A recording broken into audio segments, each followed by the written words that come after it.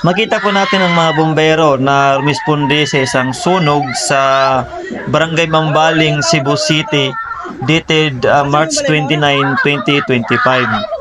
At makikita po natin yung isang babae na sumisigaw at umiiyak at hinahanap yung kanyang mga anak na hinihinalang na trap na sa kanyang bahay o sa kanilang bahay.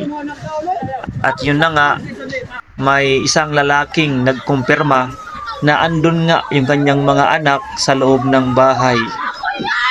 Nakakalungkot po na pangyayari na ito. Okay, tayo po ay nakikiramay po sa pamilyang ito na kung saan ay natrap po ang mga bata sa loob ng bahay habang nasusunog po. Again, tayo po ay nakikiramay.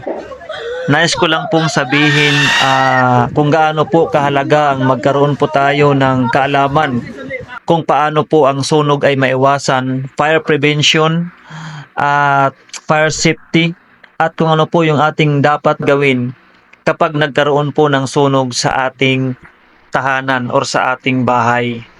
Magkaroon po tayo ng tinatawag na EDIT or exit drill in the home sa ating pong tahanan, na kung saan ay ang buong pamilya po ay alam kung ano po yung dapat gawin kapag nagkaroon po ng hindi inaasahang pangyayari gaya po ng sunog. Sa edit po ay ang buong pamilya ay alam kung paano lumabas, saan lalabas, at saan ang tagpuan kapag may hindi po inasahang pangyayari.